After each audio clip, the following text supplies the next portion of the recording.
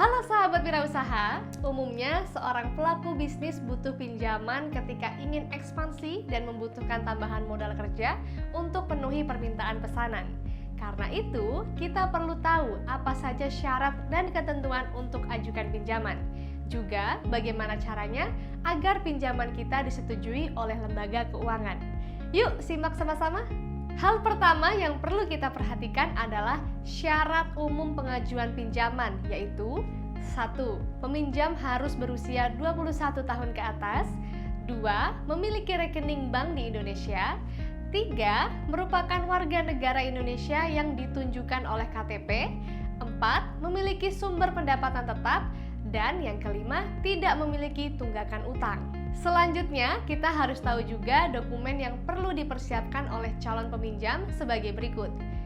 Nah, jika semua dokumen sudah siap, kita bisa mulai memilih lembaga keuangan mana yang diinginkan. Lalu, kita bisa langsung ajukan pinjaman dengan mengikuti langkah-langkah berikut ini. Pertama, tentukan tujuan peminjam dan jumlah pinjaman yang dibutuhkan. Kita perlu menghitung secara seksama berapa nilai pinjaman yang dibutuhkan dan proyeksi keuntungan yang diharapkan. Pihak peminjam nantinya akan menanyakan informasi tersebut sebagai bahan pertimbangan berapa nilai pinjaman yang akan mereka berikan. Kedua, ajukan permohonan kepada lembaga keuangan yang dituju. Kalau mau pinjam ke bank dan koperasi, kita bisa langsung datang ke lokasi. Namun jika meminjam melalui peer-to-peer lending dan crowdfunding, kita bisa ajukan secara online melalui website dan aplikasi digital perusahaan. Ketiga, isi data di formulir yang disediakan. Sebagai salah satu syarat utama, kita perlu mengisi formulir yang disediakan oleh lembaga keuangan. Pastikan bahwa informasi dan data-data yang kita berikan benar-benar valid. Keempat, survei ke lokasi usaha. Lembaga keuangan akan melakukan survei ke tempat usaha jika dibutuhkan. Terlebih jika calon debitur adalah peminjam baru dan nilai pinjamannya relatif besar. Kelima, tunggu persetujuan dari lembaga keuangan.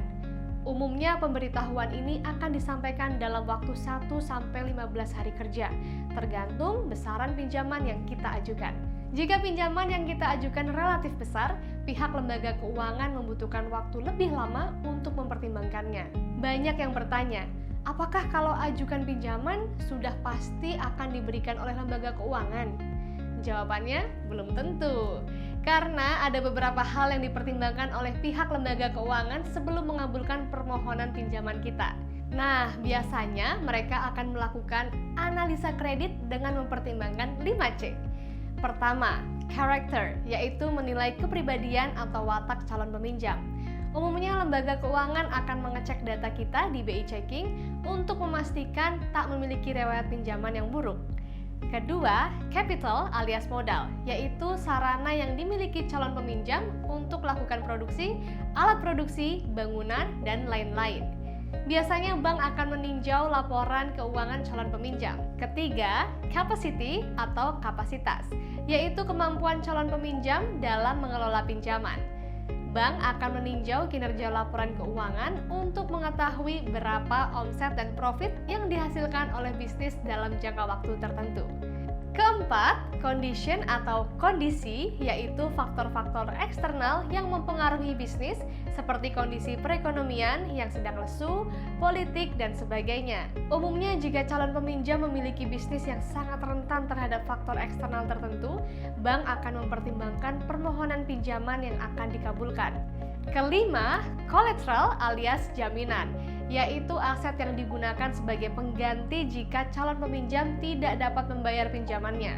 Nggak cuma sertifikat tanah atau mobil, ada juga lembaga keuangan yang terima jenis aset lain seperti invoice atau nota tagihan customer untuk jaminan. Nantinya lembaga keuangan akan mempertimbangkan 5C itu sebelum menyetujui pinjaman. Jadi, pastikan kita sudah memenuhi syarat dan ketentuannya ya. Nah, setelah tahu langkah-langkah dan ketentuan mengajukan pinjaman, jangan lupa untuk cek berkala status pengajuannya. Semoga pinjaman yang tepat bisa jadi modal kembangkan bisnis dengan tepat pula. Yuk, jadi wirausaha yang cerdas berbisnis, cerdas finansial.